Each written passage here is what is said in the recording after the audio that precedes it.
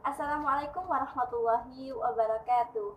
Perkenalkan, nama saya Melja Pusati. Saya mahasiswa Staima Sintan, jurusan Tarbiyah, program studi Pendidikan Agama Islam semester 6A. Nah, di sini saya akan menampilkan video Miku Teaching saya ya, mengenai makanan dan minuman yang halal dan bergizi. Silahkan teman-teman perlihatkan video saya. Terima kasih sebelumnya sudah menonton. Wallahul muwafiq ila aqwamit thoriq. Wassalamualaikum warahmatullahi wabarakatuh. Assalamualaikum warahmatullahi wabarakatuh. Selamat pagi anak-anak semuanya.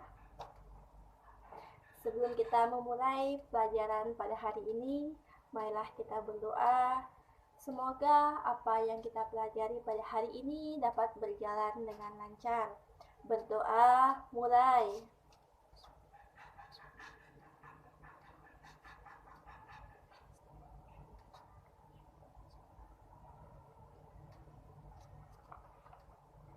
Berdoa selesai.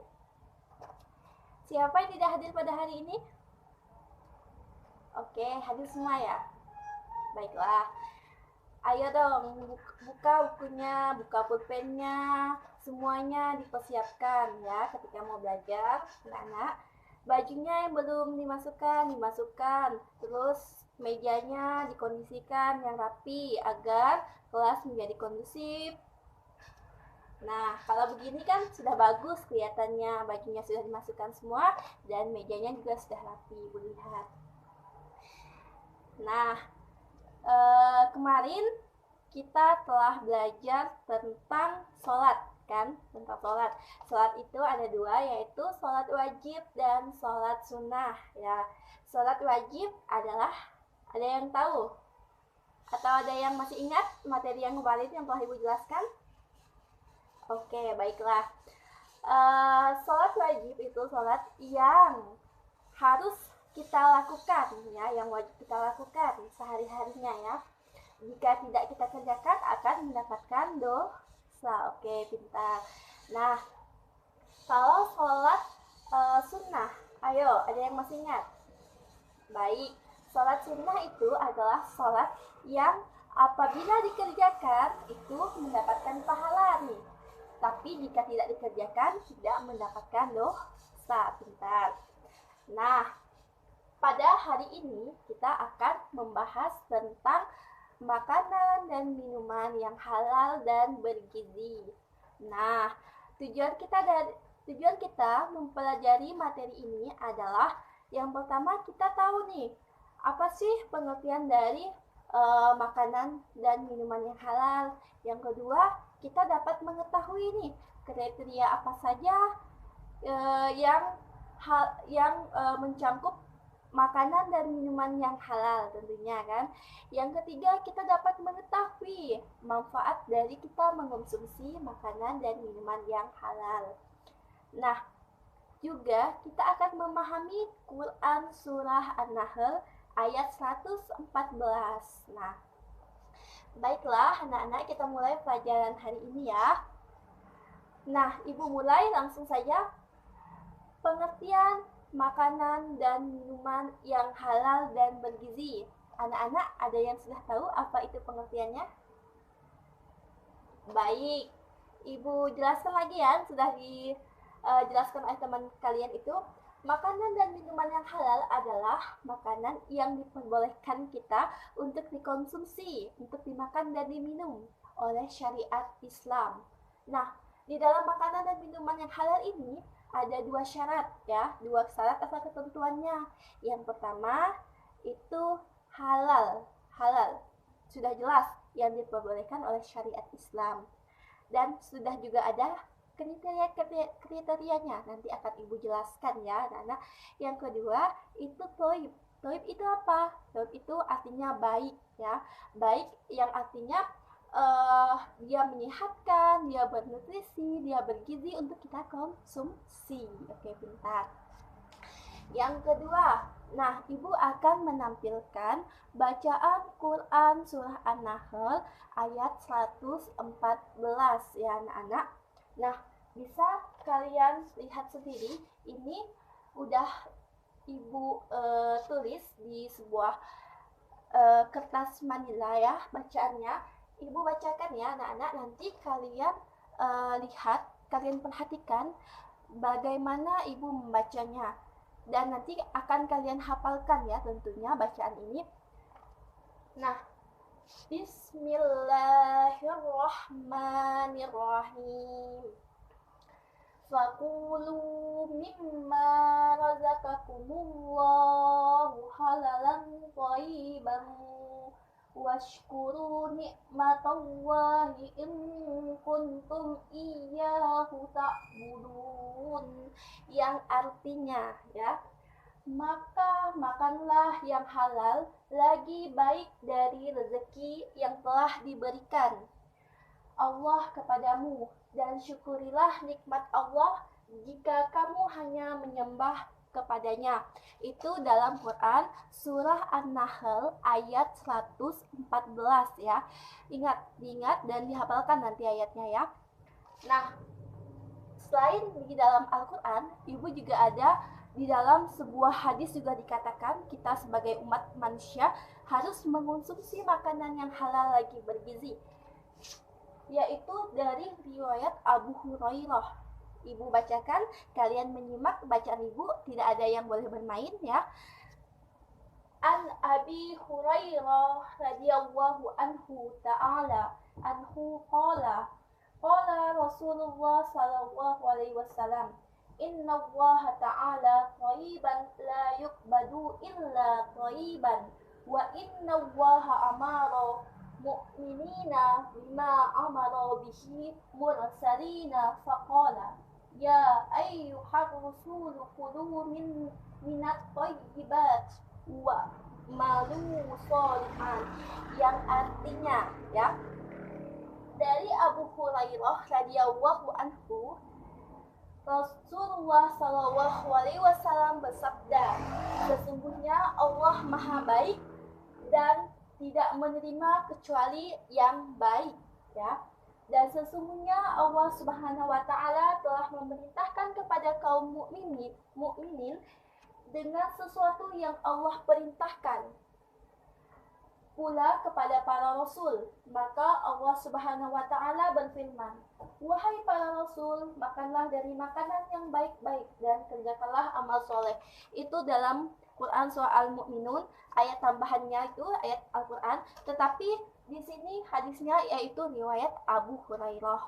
Baiklah, itu tadi paparan Al-Quran dan hadis yang telah Ibu jelaskan ya anak-anak. Baiklah, tadi Ibu telah menjelaskan tentang Quran surah An-Nahl dan hadis yang terkait tentang makanan dan minuman yang halal dan bergizi. Nah, di dalam Quran surah An-Nahl ini ada kandungan atau isi yang terkandung di dalamnya. Ada 3 poin yang akan Ibu jelaskan. Yang pertama, kita sebagai manusia yang beriman kepada Allah ya, hendaknya memakan makanan yang halal ya, yang disyariatkan oleh agama Islam. Yang kedua, kita sebagai manusia harus mengonsumsi makanan yang baik ya, makanan yang baik, yang bergizi, yang menyehatkan dan tentunya bernutrisi ya. Makanan 4 sehat 5 sempurna. Nah, yang ketiga, kita sebagai manusia hendaknya bersyukur. Allah memerintahkan kita untuk senantiasa mengonsumsi makanan dan minuman yang halal. Itu tentunya ada tujuannya, yaitu dapat menyehatkan jasmani dan rohani kita. Nah, adapun kriteria dari makanan dan minuman yang halal itu, yang pertama yaitu halal menurut zatnya. Misalnya nih, kita nih kan mau buat misalnya kita mau buat roti ya, buat roti yang bahan dasarnya yaitu ada tepung, ada terigu, ya tepung terigu maksudnya, terus ada garam, terus gula, ragi dan sebagai macam lainnya ya, misalnya kayak gitu.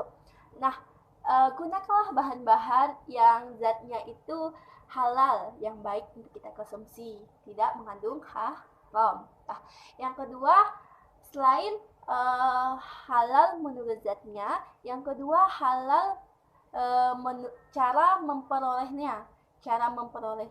Maksudnya di sini adalah kita tidak mencuri, tidak korupsi, terus tidak merampok dan lain sebagainya. Itu sudah jelas kan cara memperolehnya, kita harus benar-benar halal kayak gitu kan. Terus yang ketiga, halal menurut cara memprosesnya ya, tidak mengandung misalnya babi, terus tidak mengandung alkohol dan tidak mengandung bahan-bahan yang berbahaya atau zat kimia lainnya. Nah, itulah kriteria dari kehalalan makanan. Nah, ada 3 tadi. Yang pertama, sebutkan anak-anak. Yang pertama, halal menurut zatnya. Yang kedua, halal cara memperolehnya. Yang ketiga, halal Yang ketiga, halal cara memprosesnya. Pintar semua. Nah, Ibu akan menjelaskan manfaat apa saja sih yang kita dapatkan ketika kita mengonsumsi makanan dan minuman yang halal. Yang pertama, makanan yang halal dapat menyehatkan rohani kita. Tentu saja dong, bukan hanya jasmani kita yang sehat, akan tetapi rohani kita juga sehat, suci hati kita suci dari makanan yang haram ya. Yang kedua, mendapatkan ridho Allah Subhanahu wa taala. Mau dong kita semua mendapatkan ridho Allah Subhanahu wa taala agar hidup kita senantiasa berkah. Yang ketiga, menyebabkan amal ibadah kita diterima oleh Allah Subhanahu wa taala. Dan yang keempat, tidak mendapatkan dosa. Pintar semuanya. Ibu senang kalau masuk di kelas ini anak-anaknya pintar semua. Nah, itulah materi yang telah Ibu jelaskan kepada kalian. Materi hari ini yaitu tentang makanan dan minuman yang halal dan bergizi yang baik dikonsumsi oleh kita sebagai umat Islam ya tentunya. Nah, kesimpulan dari materi Ibu ini adalah makanan dan minuman yang halal itu harus kita konsumsi karena dapat menyehatkan jasmani maupun rohani kita. Nah, kriteria dalam kehalalan makanan juga jangan dilupakan. Ada 3 poin. Yang pertama, menurut zatnya. Yang kedua, halal menurut cara memperolehnya. Yang ketiga, cara memprosesnya. Itu harus halal ya tentunya. Dan ketika kita hendak mengonsumsi makanan dan minuman yang halal, nah sebaiknya kita senantiasa menjauhi perbuatan-perbuatan yang dibenci oleh Allah Subhanahu wa taala, menjauhi makanan yang haram, misalnya babi, alkohol, darah dan lain sebagainya ya. Nah, Ibu telah menyampaikan kesimpulan dari materi yang telah kita pelajari pada hari ini. Nah, anak-anak semua, besok atau pertemuan minggu yang akan datang, maksudnya minggu yang akan datang, kita akan membahas tentang puasa. Nah, tolong kalian pelajari benar-benar di rumah ya. Kalian baca-baca di rumah tentang materi puasa. Nanti sebelum Ibu memulai pelajaran, Ibu akan tes dulu sampai di mana kalian membaca buku di rumah ya. Karena kalau nggak Ibu kasih kayak gini, kalian di rumah pasti nggak akan baca buku kan, betul? Ya, pasti Ibu tahu. Ya, itu lumrah sekali ya. Nah, baiklah anak-anak, sekian pelajaran kita pada hari ini. Nah, untuk penilaiannya, nanti Ibu akan memberikan kalian PR di rumah, kalian kerjakan. Hanya 2 soal Ibu kasih materi pada hari ini ya. Yang pertama, kalian siapkan dulu bukunya, ayo siapkan. Udah disiapkan semua? Alhamdulillah. Yang pertama soalnya, sebutkan kriteria dari makanan yang halal. Yang kedua, sebutkan manfaat dari mengonsumsi makanan yang halal. Oke, baik, sudah. Ya, tolong kalian kerjakan di rumah ya. Kalian tulis yang rapi, karena Ibu menilai kerapian dari tulisan kalian ya. Nah, motivasi dari Ibu pada hari ini, jangan lupa kalian jaga kesehatan kalian ya, karena ini musim wabah corona. Tentunya kita harus senantiasa menjaga kesehatan dan senantiasa menjaga aktivitas-aktivitas di luar, gunakan masker dan lain sebagainya. Terus giatlah kalian belajar untuk menuntut ilmu, tidak hanya di sekolah, bisa saja di rumah dan di lingkungan sekitar kalian. Jangan mudah menyerah dan jangan mudah untuk bermalas-malasan di rumah.